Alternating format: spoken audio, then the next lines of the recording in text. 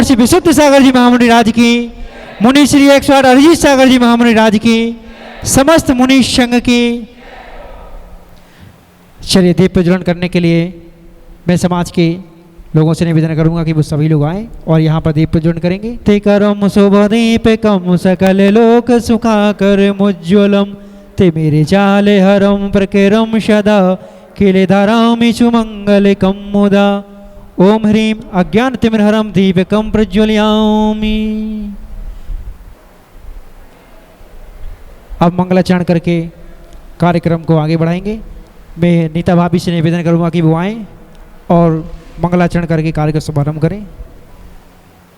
जय बोलो महावीर भगवान की जय, बोलो अरिजीत सागर जी महाराज की जय।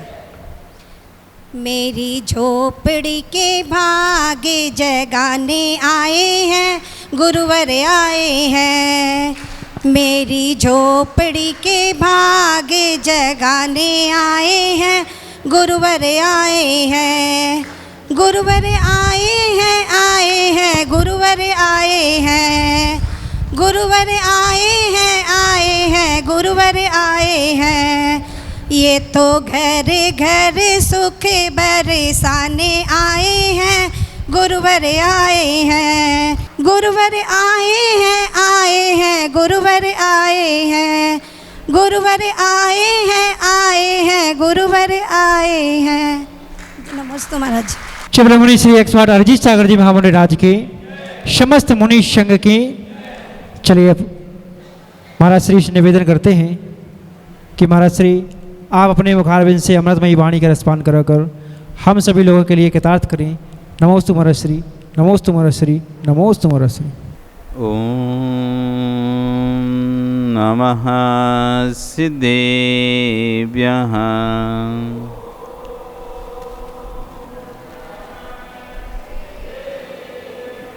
ओम नमः सिद्धेभ्यः।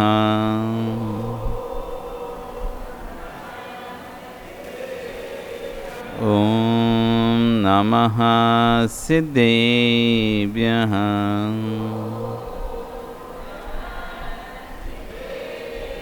तेरी अणिये खगिणाए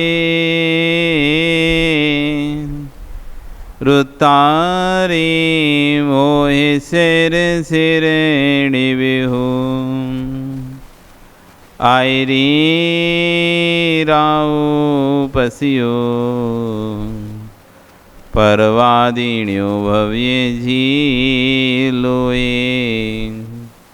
नमो हरिहंताणं, नमो सिद्धाणं, नमो आयरियाणं, नमो वज्रायाणं, नमो लोये सव्यसाहूणं। बोले अनंत अनंत से परमेष्टि भगवानी की, आदिरम आदिनाथ भगवानी की, वर्तमान शासन महावीर भगवानी की, आचार्य कुलवद्ध स्वामी महाराज की, आचार्य गुरु विश्व सागर जी महाराज की। चबल मुनि श्री 108 अरिजीत सागर जी महामुनि राज की, समस्त मुनि संघ की। भवबंधु, वर्तमान शासनिक वर्धमान स्वामी के शासन में तीर्थंकर प्रभु की चरण निष्ठा में बैठकर हम सभी जिन देशना का श्रवण कर रहे हैं। आचार्य वन कुलभद्र स्वामी महाराज जीव के यथार्थ स्वरूप का यहाँ पर व्याख्यान कर रहे हैं, तो वहीं आचार्य विश्व सागर जी महाराज उस पर अपनी देशना देते हुए कह रहे हैं, जिसने जिनवाणी को हृदय में रख लिया है उसी भगवत्ता नियत है। कल यहाँ पर बता रहे थे कि जिनवाणी मतलब जिस वाणी को सुनकर परस्पर जात शत्रु भी अपना बैर छोड़ देते हैं, परस्पर विरोध व्यक्ति भी अपना बैर छोड़ देते हैं, उसका नाम है जिनवाणी। और ऐसी जिनवाणी को जिसने अपने हृदय में धारण कर लिया है उसकी भगवत्ता नियत है, उसका नियम से भगवान बनना नियत है। भव्य जीव ही भक्ति पूर्वक हनुमान की वाणी सुन सकता है। भगवान के संरक्षण में अभव्य लोग नहीं जाते। भगवान की देशना अभव्य लोगों के पल्ले नहीं पड़ती। मिथ्या दृष्टि तो सुन सकता है, लेकिन भव्य होना चाहिए। भव्य और अभव्य दो प्रकार के जीव जगत में पाए जाते हैं। भव्य जीव और अभव्य जीव दो प्रकार के जगत में, संपूर्ण जीवों को दो कैटेगरी, संपूर्ण संसारी जीवों को दो भागों में डिवाइड किया गया है। एक भव्य जीव और एक दूसरे अभव्य जीव। भव्य जीव वे जो आगे जाके सम्यक दर्शन को प्राप्त कर सके, भगवान बनेंगे, वो कहलाएंगे भव्य। जो सम्यक दर्शन को प्राप्त करने की योग्यता रखते हैं, सम्यक दर्शन को प्राप्त करके भगवान बनने की योग्यता रखते हैं, उनका नाम है भव्य जीव। और जो कभी भगवान नहीं बनेंगे, कभी जिन्हें सम्यक प्राप्त नहीं होगा, कभी जिनका मिथ्यात्व विगलित नहीं होगा, उनका नाम है अभव्य जीव। ये किसी कर्म को उदय से बने नहीं हैं। ये दो कैटेगरी अनादि काल से ही हैं, किसी ने बनाई नहीं है, ना किसी ने बनाई है, ना किसी पाप कर्म को उदय से भव्य हैं जीव, स्वतः ही हैं, अनादि से सिद्ध हैं। पानी को ठंडा किसने बनाया? पानी के स्वभाव को ठंडा किसने बनाया? किसी ने बनाया क्या? नहीं बनाया, स्वभाव से ही ठंडा है।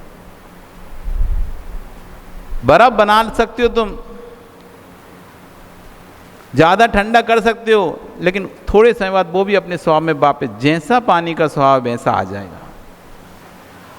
आप पानी को विभाव में तो ले जा सकते हो, ज़्यादा ठंडा ले जा सकते हो, ज़्यादा गर्म ले जा सकते हो, लेकिन उसका जो स्वभाव है शीतलता, वो थोड़े दिन पानी पवन छोड़ दो पानी को, चाहे बर्फ हो चाहे गर्म उबलता हुआ पानी हो, दोनों पानी अपने स्वभाव में आ जाएंगे।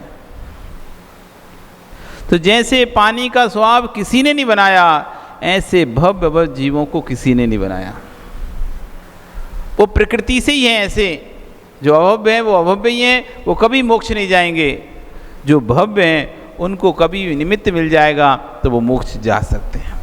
तो आचार्य कह रहे हैं भव्य जीव ही भक्ति पूर्वक भगवान की वाणी सुन सकता है। जिनकी भवितव्यता निकट है, जो आगामी काल में अपना कल्याण करेंगे, ऐसे जीवों के परिणाम ही जिनवाणी सुनने की होते हैं। नहीं तो इधर उधर की बातें करने के भाव होंगे। धर्म सभा में वही लोग बातें करते हैं जिनको प्रवचन नहीं रुचते हैं। बेटा क्या नाम तुम्हारा है? खुशाल? खुशाल बेटा, खुशाल पेपर दिए कि कभी? कौन सी क्लास की दिए? अभी 10 के दिए ना? 10th 9th के दे लिए पेपर? कौन सी में आ गया? 10th के पेपर दे लिए ना? अच्छा बताओ, प्यास कब लगती है? वॉशरूम कब लगती है? पेपर देते समय प्यास कब लगती है और बाथरूम कब लगती है? यशपाल जी पेपर दिया कि कभी? पढ़ाई करिएगा, चिट से पास हुए? पढ़ाई करिए कि चिट से पास हुए हो? पढ़ाई करिए ना। सो बाथरूम और प्यास किसको ज़्यादा लगती है? पंडित जी, बाथरूम और प्यास उसी को ज़्यादा लगती है जिसे पेपर नहीं आता। जिसे पेपर आता है, जो पेपर में दिन का ध्यान लगा है, उसे ना तो वॉशरूम लगता है ना प्यास लगती है। उसे लगता है जल्दी से करूं, पूरा करूं। कोई कहेगा अरे नहीं चाहिए, पानी भी नहीं चाहिए, नहीं कहीं नहीं जाना, इधर तक, यानी बगल में कौन क्या कर रहा है ये भी देखने का समय नहीं होता उसके पास। कौन चिट लाया है, कौन चिट नहीं लाया, कौन किसकी कॉपी देख रहा है, कौन किसकी कॉपी नहीं देख रहा है। जिसको पेपर आ रहा है हनुमान जी, उसको इतना समय रहता है क्या? और जिसे नहीं आ रहा वो कैसे करता है? ओ प्रांजल, पेपर जब नहीं आता तो क्या करते तो? हैं? पानी पीने चले जाते। और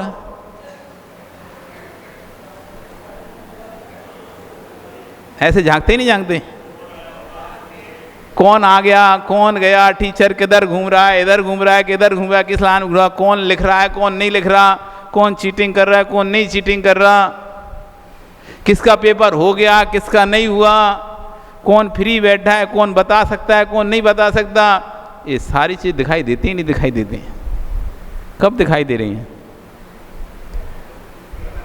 जब पेपर नहीं आ रहा है। ऐसी प्रवचन सभा में कोई इधर प्रवचन स्वभाव में इधर ध्यान जा रहा है, उधर ध्यान दे रहा है, कौन आकर बगल में बैठा, कौन पीछे बैठा, कौन आगे बैठा, इधर उधर दृष्टि जा रही है। समझ लो इसका भी ध्यान नहीं लग रहा है। जिसकी दृष्टि इधर उधर जा रही है, आ गए इधर बैठ जाओ, आ गए इधर नहीं बैठो, आ गए ये पीछे सरको, अभी तुम्हारी दृष्टि इधर उधर जा रही है, स्पष्ट है अभी तुम्हारा प्रवचन में मन नहीं लग रहा है। जब प्रवचन में मन लगता है ना, बगल का व्यक्ति कुछ बोलता है, शांत, अभी कुछ नहीं, व्यक्ति को डिस्टर्ब होता है, परेशानी होती है, ये भैया तुम शांत बैठो, सुनने दो ध्यान से, सुनने दो ध्यान से। तो आचार्य करें जो भव्य जीव जिन होते हैं वही जिनवाणी को हृदय में धारण कर पाते हैं। भव्य जीव ही भक्ति पूर्वक, प्रवचन तो अभव्य भी सुनता है, अभव्य भी प्रवचन सुनता है, लेकिन जो भक्ति पूर्वक आस्था पूर्वक सुनना है, अभव्य जीव भी मुनि बन जाता है और 9वें इतनी अच्छी साधना करके 9वें ग्रह तक भी चला जाता है। भव्य जी पता हो चले वो पहली स्वर में रह गया और अभव्य जी 9वें ग्रह में चला गया। पता चला भव्य जी जो साधना कर रहा है उसका दोष लगता जा रहा है और जो अभव्य जी साधना कर रहा है उसे दोष भी नहीं लग रहा। पर दोनों की क्रियाओं में एक समानता होने पर भी सद्देदी, रोचेदी, पुणेदी, फांसेदी, अभव्य भी श्रद्धान करता है, रुचि करता है, जैसे भगवान ने कहा वैसी चलता भी है, पूरी क्रियाएं करता है। फिर अंतर क्या हो गया भव में? धम्मम भोग निमित्तम नादुकम खे निमित्तम। जो भव्य जीव की क्रियाएं हैं वो धर्म में ऐसा करूंगा तो आगामी काल में मुझे ऐसे भोग मिलेंगे, आगामी काल में मुझे भोग मिलेंगे, इस भाव से वो धर्म कर रहा है। मैंने सुना है आगम में चिन्वाणी में लिखा है यदि मैं वर्तमान के भोग छोड़ दूंगा तो मुझे स्वर्गों में और ऊंचे ऊंचे देवों के अच्छे अच्छे भोग मिलेंगे, इसलिए वो धर्म का पालन कर रहा है। और एक कम खे निमित्तम, जो भव्य जीव है वो भी धर्म का पालन कर रहा है, नहीं कर्म का क्षय के निमित्त से करो। एक जीव जिनवाणी सुन रहा है, अरे चलना चाहिए, मेरा इतना नाम है, मैं नहीं जाऊंगा तो लोग क्या बोलेंगे, तुम प्रवचन में नहीं आते। एक व्यक्ति इसलिए आ रहा है कि लोग टोकते हैं उसे, वो नहीं आता तो लोग पूछते हैं क्यों तुम आते क्यों नहीं, तुम तो बहुत धर्मात्मा, तुम आते क्यों नहीं हो, मन तो नहीं आने का, लेकिन लोग टोकते हैं इसलिए जाकर प्रवचन चुपचाप बैठ जाता। भक्ति नहीं है उसके अंदर, बस अपनी मान कसाय को कि मेरा सम्मान बना रहे, मेरा सम्मान बना रहे, लोग मुझे नास्तिक ना बोलें, लोग मुझे मुनि विरोधी ना बोलें, लोग मुझे धर्म विरोधी ना बोलें, इसलिए जाके मैं बैठ जा रहा हूँ। हैं? हाँ, कुछ लोग इसलिए आते हैं, देखें तो महाराज जी क्या बोलते हैं, कुछ पकड़ में आएगी तो उसी का इशू बनाऊंगा। बहुत से लोग सभा में सिर्फ इसलिए आते हैं, एक तो कुछ लोग इसलिए आते हैं भाई हम तो पद पर हैं, हमें तो जाना ही पड़ेगा, पद पर हैं तो जाना पड़ेगा, नहीं तो लोग कहेंगे क्यों नहीं जा रहे, आप तो पद पर हो, इसलिए भैया जाके बैठ जाते हैं, मतलब कुछ नहीं है। एक इसलिए आ रहे हैं कि देखें तो सुना है क्या गड़बड़ बोलते हैं, अथवा ये मेरी परंपरा की नहीं है, अथवा मेरी आमना की नहीं है, कहीं ऐसा तो ना कहीं ये मेरी आमना का खंडन करने लगे, मेरी परंपरा के बारे में कुछ बोल दें, अथवा हमारे मंदिर के बारे में, हमारी परंपरा के बारे में, हमारे संत के बारे में कुछ बोल दें, अगर कुछ बोलेंगे मैं वहीं खड़ा होकर विरोध करूंगा। बैठा है, सुन रहा है, एक एक शब्द ध्यान से सुन रहा है, बस ये सोच रहा है जैसे ही कुछ बोलेंगे मैं तुरंत खड़ा होकर नहीं भरी सभा में बोल दूंगा आप गलत बोल रहे हो। बड़े ध्यान से सुन रहा है। और एक वो है जो श्रद्धा से, अरे रे भगवान की वाणी है, चलो अपन सुनने चलते हैं, जिनवाणी है। श्रावकों के मुख से तो कई बार सुन लिए, अब निर्गंतों की वाणी निर्गंतों के मुख से सुनते हैं। तीर्थंकर परमेष्टि, तीर्थंकर भगवान निर्गंत, उन्होंने जो कहा गर्दन ने सेला वो निर्गंत, गर्दन ने जो कहा आचार्यों ने श्रवण किया वो निर्गंत, उन आचार्यों से परंपरा आचार्यों ने जो लिखा वो निर्गंत। उन निर्गंतों की वाणी निर्गंतों के मुख से सुनने चलता हूं। क्या निर्गंत बोलते होंगे, क्या निर्गंत कहते होंगे। आज निर्गंतों की भाषा निर्गंतों के मुख से सुना। एक इस उद्देश्य से आ रहा है कि चलो गुरु महाराज के प्रवचन हैं, गुरु महाराज के प्रवचन है, गुरु महाराज के पहुंचने से पहले मैं सभा में जाके पहुंचूंगा। वे जीव धन्य हैं, वे जीव प्रशंसा के योग्य हैं जो गुरु के आने से पहले स्वयं सभा में आकर बैठ जाते हैं। गुरु महाराज आएंगे, ऐसा ना हो जाए उनसे के मुख से निकला एक भी शब्द मेरे कर्ण अंजलि से छूट जाए।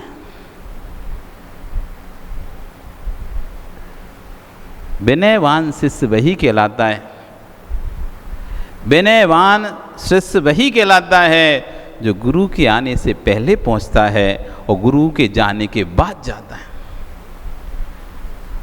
अविनयी शिष्य वह कहलाता है जो गुरु के आने के बाद आता है और गुरु के जाने से पहले खुद निकल जाता है। अविनय उसका नाम, विनय वही कहलाती है।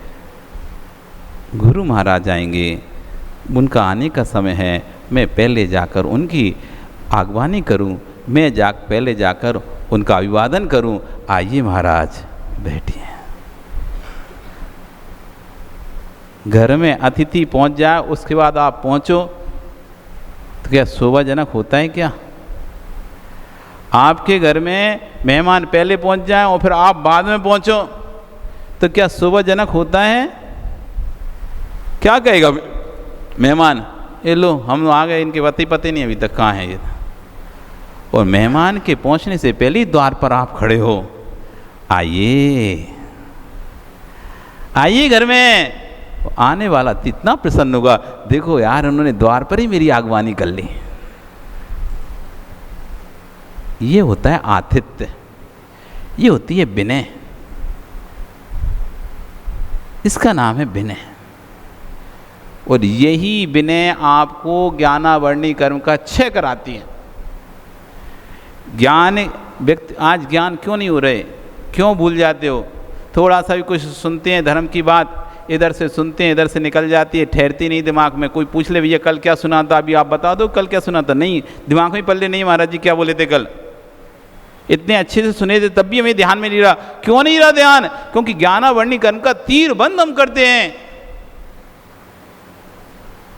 हमने ज्ञान विनय का ध्यान, विनयाचार का ध्यान रखा ही नहीं है।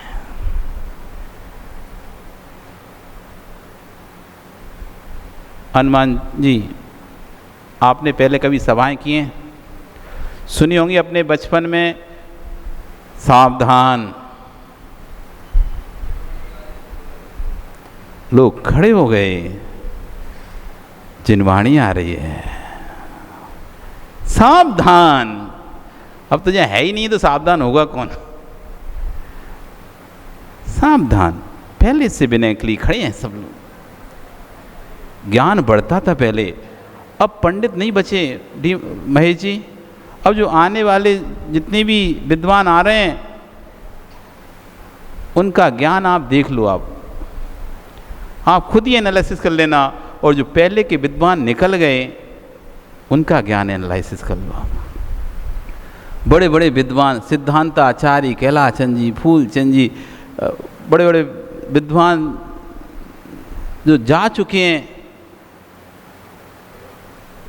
आपने भी उनके से पढ़ा होगा आपने। क्या विद्वत्ता थी, संस्कृत व्याकरण। वो प्रेमचंद जी मिले हो कि नहीं मिले? पंडित जी विद्वानों से मिले कि नहीं मिले? उनके साथ रहे भी होगे, आप रहे भी होगे। तो जो विद्वत्ता पहले थी, क्या वैसी विद्वत्ता अब दिखाई दे रही है? क्या नहीं दिखाई दे रही? क्यों?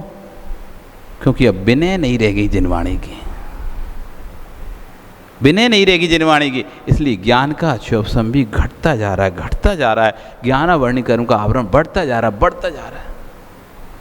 इसलिए आचार्य उन कह रहे हैं कि जिसने जिनवाणी को अपने हृदय में रख लिया, उसकी भगवत्ता नियत है। वो भव्य जीव ही भक्ति पूर्वक, श्रद्धा पूर्वक भगवान की वाणी को सुन सकता है। ये विश्वास मानकर चलना, बिल्कुल अकाढ़ विश्वास मानो। विदेश क्षेत्र में विराजमान तीर्थंकर स्वामी के केवल ज्ञान में झलक रहा होगा क्या कि नागालैंड की भूमि पर दीमापुर में भी ऐसे जीव हैं जो श्रद्धा से भगवान की वाणी सुनते हैं। आचार्य ने एक बहुत अच्छा उदाहरण दे रहे हैं। एक नगर का सेठ बहुत बड़े कॉलेज में पढ़े, बहुत उसकी अच्छी ट्यूशन लगाई जाए और वो बहुत बढ़िया रैंक लेके आ जाए, फर्स्ट रैंक लेके आ जाए, कोई बहुत बड़ी बात नहीं है। फर्स्ट रैंक लेके आ जाए कोई बहुत बड़ी बात नहीं है। उसकी जाकर पीठ ठोकना कोई बहुत बड़ी बात नहीं है।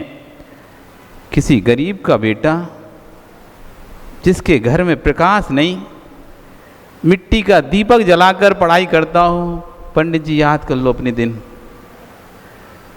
वो दिन याद करो कि कैसे पढ़ाई की है, कैसे ज्ञान हासिल किया है। आज लोग विद्वान देख रहे हैं, लेकिन विद्वान बने कैसे हैं? इतनी सामर्थ नहीं, तब भी दिया जला जलाकर जी पढ़ने लग पड़ता है। जिसने घर में, गरीब के घर में प्रकाश के लिए मिट्टी का दीपक भी ना हो, पढ़ने के लिए पुस्तक भी ना हो, पड़ोसी की पुस्तक लेकर आए और बाहर रोड के खम्भे पर लाइन में बैठकर पढ़ता हो, ऐसा गरीब का बालक पोजीशन बनाकर आए तो तुम उसकी पीठ थपथपाने जरूर पहुंच जाना। क्यों? अरे जिसके पास सारी सुविधाएं थी, सब कुछ सुविधा उपलब्ध थी, उसने यदि पोजीशन बनाई तो क्या ही बनाई। जिस पास सुविधा नहीं थी उसने पोजीशन बनाई, ये बहुत बड़ी बात है। ऐसी भैया आचार्य कहें चतुर काल का जीव तत् का उपदेश सुने, मुजराज बने, श्रावक धर्म का पालन करे, उसकी पीठ ठोकने की जरूरत नहीं है। क्यों? अरे उसके काल में तो तीर्थंकर जैसे महामुजराज थे, चतुर्थ काल में तो तीर्थंकर जैसे महामुजराज होते हैं, चतुर्थ काल में तो अवधि ज्ञानी मुजराज होते हैं, चतुर्थ काल में तो मना पर्या ज्ञानी मुजराज होते हैं, चतुर्थ काल में रिद्धिधारी मुजराज होते हैं। सब कुछ तुम्हारा बता देते हो, तुमको बैराग आ जाए, बहुत बड़ी बात नहीं है। लेकिन पंचम काल में जहाँ ना कोई तीर्थंकर है, ना कोई अवधि ज्ञानी है, ना कोई मना पारी ज्ञानी दिखाई दे रहे हैं, ना कोई रिद्धिधारी मुजराज दिखाई दे रहे हैं, ऐसे पंचम काल में जीव यदि बैराग को प्राप्त कर मुनि बन जाए तो ऐसे जीव के चरणों में चले जाना। कलौ काले चले चित्ते देह चांदनादि कीट के, एत चित चमत्कारा जिन रूप धरा नरा। इस खोटे काल में देह अन्न का कीड़ा बना हुआ है। एक दिन भी भोजन ना पड़े मिले तो आदमी लुज हो जाता है, आज तो हमारे को खाना नहीं मिला, आज हम काम नहीं कर पाएंगे। जहां देह अन्न का कीड़ा बना हुआ है, विषय भोग के चारों तरफ साधन बिखरे हुए हैं, मन चलायमान हो रहा है, ऐसे खोटे काल में जहां चित्त चलायमान है, मन शरीर अन्न का कीड़ा है, उस समय भी यदि कोई दिगंबर मुनि बन रहा है, यही पंचम काल का सबसे बड़ा चमत्कार है। और वे अभागे हैं जो दिगंबर मुनियों में खोट ढूंढते हैं। एक बाथरूम से लेकर कमरे में तो कपड़ा उतार के निकल जाए, श्रम के मारे दौड़ता है। अपने कमरे से, उससे कहते हैं एक कमरे से अपने घर में, अपने लोगों के बीच में, एक कमरे से दूसरे कमरे में बिना वस्त्र के चले जाओ, उसमें भी जल्दी से फटाक से तौलिया। हिम्मत नहीं होती, हिम्मत नहीं होती कि मैं नग्न अपने कमरे से दूसरे कमरे में भी चला जाऊं। वो वीतरागी मुनि, निर्गंत मुनि पूरे देश में नग्न विहार कर रहे हैं। क्या सामर्थ्य होगी अंदर की। ऐसी स्थिति को भी ना देखते हुए जो लोग मुनियों की बुराई करते हैं, उनसे बड़ा अभागा कौन होगा। एक मिनट का तो जिनके अंदर में संयम नहीं है, वे संयमों के बारे में चर्चा करते हैं। जीवन में एक तो नियम ना होगा, एक संयम नहीं होगा, हजारों बुराइयों को लेकर बैठे होंगे और फिर वो चर्चा करते हैं किसके ऊपर, दिगंबर मुनि के ऊपर। वो ऐसे हैं, वो वैसे हैं। भैया अपनी तरफ तो झांक के देखो, हम कैसे हैं। तुम्हारा ही तो अन्न खा रहे हैं वो मुनिराज, तुम्हारे कलुषित परिणाम हैं, उन कलुषित परिणाम से कलुषित युक्त अन्न है, वो अन्न तुम उनको खिला रहे हो, इसलिए उनके परिणाम भी कलुषित हो रहे हैं। जैसा खाएं अन्न वैसा होवे मन, जैसा खाएं अन्न वैसा होवे मन, जैसे पिए पानी वैसी होवे वाणी। संपत मारवाड़ी बोलना आता है? जैसी राजस्थान में बोलती वैसी बोलना आता है क्या? है? थोड़ी क्यों आना चाहिए? तुम तो मारवाड़ी तो पूरी आना चाहिए ना, क्यों नहीं आती? अब क्यों नहीं बोलते? राजस्थान में जाओ, वहां तो फटाफट बोलते हैं अच्छे से। तुम क्यों नहीं बोल पा रहे? क्योंकि अब तुमको यहाँ का पानी लग गया है, तुम यहाँ का पानी पीते पीते भाषा भी अब तुम्हारी यहाँ की ही निकल रही है। जैसा पियो पानी वैसी होवेगी वाणी।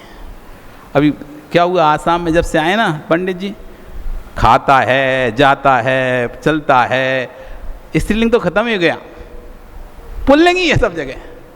आता है स्त्रीलिंग भी बोलते महाराज हम खाना खाता है, हम पानी खाता है, सब भाषा तो सुनते सुनते वही फिर दिमाग में सब सेट हो जाते हैं। फिर वही जब बोलते हैं तो वही मुख से, तो जैसा पिएंगे पानी, जहाँ का पिएंगे पानी, फिर वाणी भी होने लगती है वैसी। तो जितने प्रशस्त परिणामों से तुम साधु को आहार कराओगे, साधु के उतने प्रशस्त परिणाम होंगे, और जितने कलुषित भावों से तुम साधु को आहार कराओगे, उनके परिणाम भी कलुषित होंगे। तुम्हारी शुद्धि बची नहीं है तो साधु के अंदर शुद्धि घटती जा रही है। श्रावक की शुद्धि, पंडित जी श्रावक की शुद्धि बची नहीं है तो साधु के अंदर घटती जा रही। चलता है, चल जाएगा, चल जाएगा, चल जाएगा, हो जाएगा, कोई फर्क नहीं पड़ता, ऐसे कहकर आप धीरे धीरे शुद्धि खत्म करते चले जा रहे हो। फिर साधु से अपेक्षा करता है कि वो तुम्हें दिखे चौथे काल का भगवान। कहाँ से दिखेगा? जैसा खिलाओगे उसके परिणाम भी वैसे ही होंगे। इसलिए आचार्य बन कह रहे हैं, जहाँ तीर्थंकर जैसे महान प्राचार्य हों, गर्दर परिणी जैसे शिक्षक विराजमान हों, धर्म का साक्षात फल दिखाई देवे, रिद्धिधारी मुनिराज हो, ऐसे काल में लोगों को वैराग हो जाए, मुनि बन जाएं, श्रावक धर्म का पालन करें, उनकी पीठ ठोकने की कोई आवश्यकता नहीं है, क्योंकि धर्म का प्रत्यक्ष फल दिख रहा है। भारत की भूमि में पंचम काल में ना केवली है, ना वधि ज्ञानी, ना मना परे ज्ञानी है, ना देव आ रहे हैं, ना रिद्धिधारी मुनि आ रहे हैं, तब भी भव्य जी मार पर बैठकर मार की चर्चा कर रहे हैं, उनकी पीठ ठोकने लायक है। इस खोटे काल में भी जिस जीव ने मुनि बनने के परिणाम हो जाए वह प्रशंसनीय है, और वे अभागे जो ऐसे प्रशंसनीय जीव की निंदा करते हैं। भैया कोई मदारी चमत्कार दिखाने आ जाए तो सिर मत टेकना, मंत्रवादी चमत्कार दिखाने आया तो सिर मत टेकना। ये जीव इस पंचम काल में चित्त चलामान है, देह अन्न का कीड़ा है, सुबह मिल जाए तो शाम को ना मिले तो चेहरा कुम्हला जाता है। ऐसे कली काल में चित्त चलामान है, देह अन्न का कीड़ा। ऐसे खोटे काल में भी जिन रूप को धारण करने वाले मनुष्य दिखाई दे जाएं, यही पंचम काल का चमत्कार है। दौड़कर उनके चरणों में पहुंच जाना। धन्य भगवान, आप जितनी साधना कर रहे हैं उतनी तो हम नहीं कर सकते। यही सच्चे शिष्य के लक्षण हैं, यही भव्य जीव के लक्षण है। अपने अंदर भवितव्यता है नहीं है, किसी से पूछने बच जाओ। अपने परिणामों को देख लो। यदि हमारे परिणाम कैसे हो रहे हैं, हमारे परिणाम साधु निंदा के हो रहे हैं, तो समझ लो अभी अभव्यता के लक्षण दिखाई दे रहे हैं। हमारे परिणाम साधु भक्ति के हो रहे हैं, तो समझ लो हमारे भवितव्यता के लक्षण दिखाई दे रहे हैं। क्या तुम्हारी प्रकृति चल रही है, ये तुम्हें खुद अपना निर्णय करना पड़ेगा। आपका समय कल फिर आओगे, पर्या रही तो फिर और यहाँ पर आचार्य गुण कह रहे हैं और चर्चा करेंगे। बोली भगवान महावीर स्वामी की।